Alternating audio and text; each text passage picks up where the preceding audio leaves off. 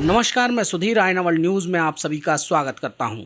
MP में शिवराज सरकार के आते ही पहले राजगढ़ कलेक्टर निधि निवेदिता को हटाया गया, क्योंकि कलेक्टर निधि निवेदिता ने बीजेपी नेता को मारा था थप्पड़। फिर राजगढ़ की डिप्टी कलेक्टर प्रिया वर्मा को हटाया गया। तब भी राजगढ़ में धारा 144 लागू थी। बावजूद इसके बीजेपी के कुछ कार्यकर्ताओं ने बरौरा कस्बे में नागरिकता संशोधन कानून के समर्थन में रैली निकाली थी। तब भी पुलिस कर्मियों और प्रदर्शनकारियों के बीच हाथापाई हो रही थी। तभी प्रिया वर्मा भी वहां मौजूद थीं और इसी बीच किसी बीजेपी कार्यकर्ता ने उनके बाल खींच दिए, तो प्रिया वर्मा ने बीजेपी कार्यकर्ताओं पर कार्रवाई की, तो उन्हें भी एमपी में शिवराज सरकार आते ही राजगढ़ से जाना पड़ा। अब यही गुस्ताखी मुख्यमंत्री शिवराज सिंह चौहान के ही विधानसभा क्षेत्र नसरुल्लागंज में एक एएसआई भरत कटारा ने कर दी। दरअसल सीहोर के विधायक सुदेश राय के भांजे और मशहूर शराब कारोबारी संजय राय के साथ लॉकडाउन का उल्लंघन करने पर एएसआई भरत कटारा ने समझाइश दी, तो बीजेपी नेता संजय राय ने एएसआई भरत कटारा के साथ धक्का मुक्की की। तो एएसआई भरत कटारा ने सीहोर के विधायक सुदेश राय के भांजे और मशहूर शराब कारोबारी संजय राय को एक जोरदार थप्पड़ जड़ दिया।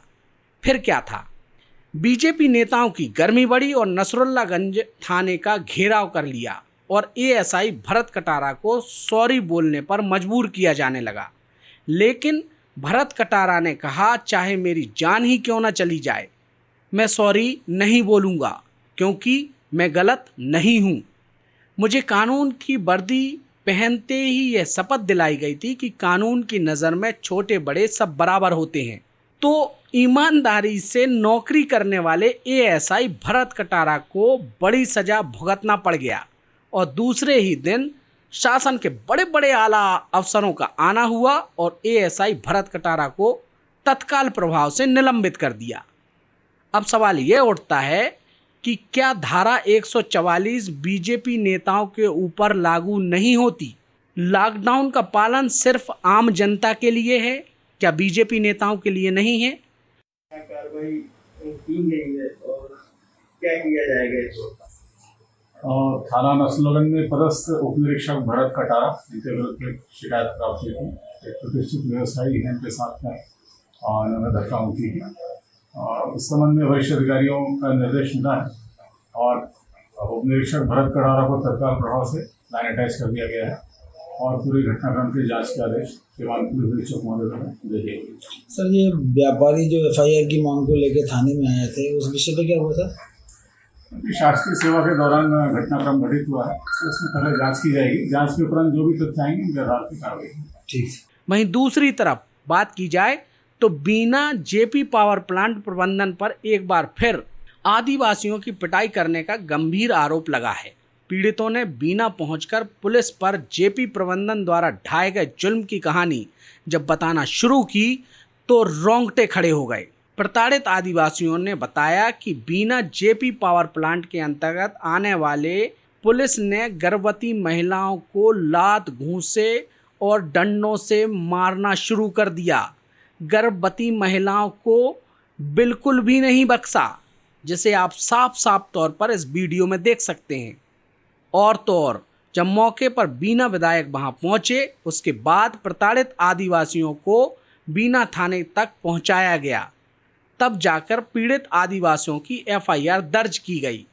लेकिन आपराधिक पुलिसकर्मियों पर किसी भी तरह की कोई भी कार्रवाई आज दिनांक तक नहीं की गई है, क्योंकि पीड़ित साधारण आदिवासी थे, इसलिए उन्हें न्याय नहीं मिला। दरअसल मामला यह था कि बीना जेपी पावर प्लांट में 10 साल पहले जमीन के बदले नौकरी मांगने पर गोली से कैलाश ठाकुर की मौत कर दी गई थी। आज सार्वजनिक रास्ता बंद करने से मना कर रहे आदिवासी और गर्भवती महिलाओं पर जेपी प्रबंधन और पुलिस ने मिलकर लाठियों से पीटा, गर्भवती महिलाओं को नहीं बख्शा। आदिवासियों की पिटाई कर रही पुलिस को ना तो मानव अधिकार का डर था और ना ही कानून का उल्लंघन करने पर पनिशमेंट का खतरा। इंसानियत के नाते बीना विधायक महेश राय मौके पर पहुंचे, तब कहीं मामला शांत हुआ। जी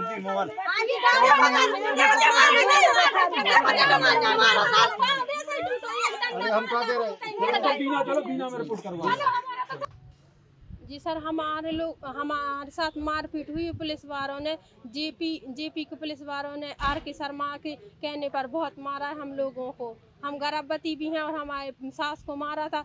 बचाने के लिए गए तो उन लोगों ने हमको भी मारा है। किस बात पे बात? यही हम लोगों ने यही बोला था कि ये कांटा तोलने की मशीन यहाँ पर ना बने, सिर्फ 1 किलोमीटर दूर बने, बस यही बोला था हम लोगों ने। और क्या घटना हुई थी सर? वहाँ पर वो बोल रहे थे कि हमने एक आदमी को और एक गोली से मारा है। आप लोगों को क्या क्या धमकी दी? बहुत सारी धमकी, पैसों की भी धमकी दी थी। हम लोगों ने पैसे नहीं लिए तो उन लोगों ने सुबह हम लोगों को पुलिस से पिटवाया है। आर के शर्मा, और सर हम किसी के नाम नहीं जानते। आप मौके पे गए, किस तरह का मामला सामने आया है? क्या आपने 10:30 बजे कुछ महिलाएं मेरे मोबाइल नंबर पर बात करती हैं और पूरी घटनाक्रम बताती हैं कि विधायक जी एक वो तोलने का कांटा लग रहा है उसमें से विवाद हुआ है और जेपी के अधिकारी जो वहाँ का मैनेजर है आर के शर्मा और उसके सुरक्षा गार्ड और कुछ और प्राइवेट लोगों के साथ मारपीट कर रहे हैं और महिलाओं के साथ में उन्होंने बहुत बदतमीजी की, चूँकि वो आदिवासी समाज की महिलाएं थीं, हरिजन समाज की महिलाएं थीं, और उनके साथ कपड़े फाड़ दिए, डंडों के साथ मारपीट की और बंदूक के बटे भी लिए थे। चूँकि वो सुरक्षा गार्ड थे, मैं तुरंत बीना से अपने ड्राइवर और गोलू ठाकुर और 2-3 अन्य लोगों के साथ में घटनास्थल पर पहुंचा। वहां पर भानगढ़ की पुलिस भी उपस्थित थी और आर के शर्मा और अपने पूरे सुरक्षा गार्डों के साथ में महिला रो रही थी, चिल्ला रही थी और कह रही थी कि विधायक जी हमारे साथ अन्याय किया, इनने हमारे साथ मारपीट की। और एक छोटी सी बात पे कि हमने कहा कि सिर्फ हमें रास्ता दे दो, लैन के उस पार हमारा गांव है और हम लोग नई बस्ती में रहते हैं, तो वो अपनी अपनी बात रखने लगी।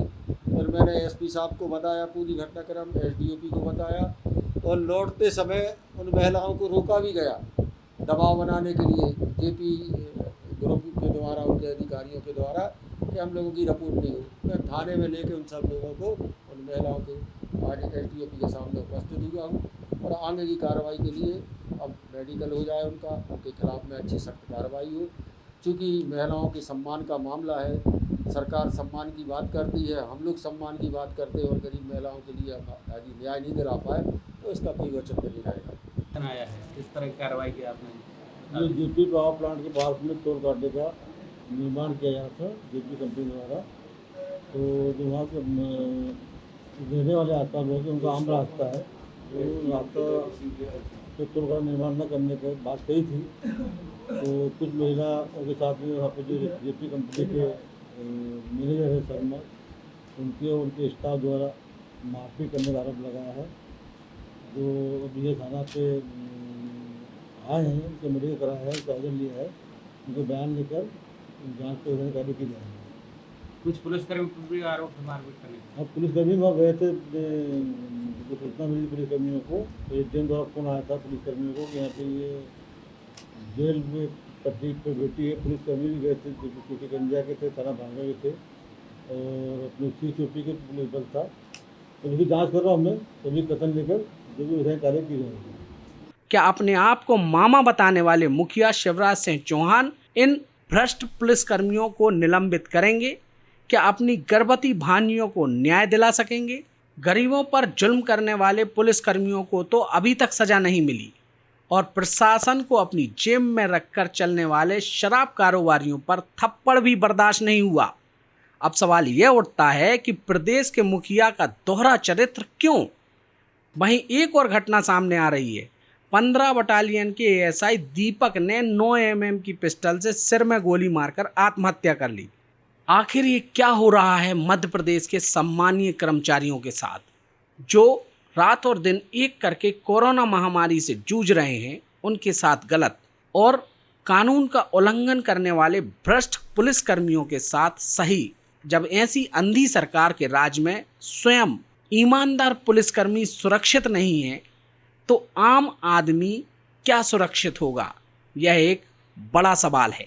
दीपक जी ने एसआई 15 बटालियन के इनका सुसाइड करने का हम लोग प्रकाश में आया है। तो प्रथम दृष्टया जो हम लोगों ने बातचीत किया है, हमारी पूरी टीम ने जो चर्चा किया है, इनका कुछ पारिवारिक तनाव था, इस कारण से कुछ दिनों से तनाव में हुआ करते थे। तो कल शाम में भी इन लोगों ने कुछ तनाव में देखा गया। इनकी कहीं शादी होना ये पता चला है, जिसके इनको छुट्टी भी मिल गई थी और इनको शायद ऑनलाइन परमिशन भी किया तो वो भी हो गया था। लेकिन पिछले कई वर्षों से इस विषय को लेकर, शादी वाले बात को लेकर इसका तनाव बरकरार रहा है। दूसरी शादी भी जो होना था उसका भी शायद समय फिक्स हो गया था। इसी तनाव में के कारण प्रथम दृष्टया का सुसाइड होना ज्ञात हुआ है और हम लोग मर्ग कायम करके जांच करेंगे। जो भी बिंदु अन्य रहेगा सभी की जांच कर। देश दुनिया की तमाम बड़ी खबरों के लिए आप बने रहें हमारे साथ और देखते रहें आईना वर्ल्ड न्यूज़। नमस्कार।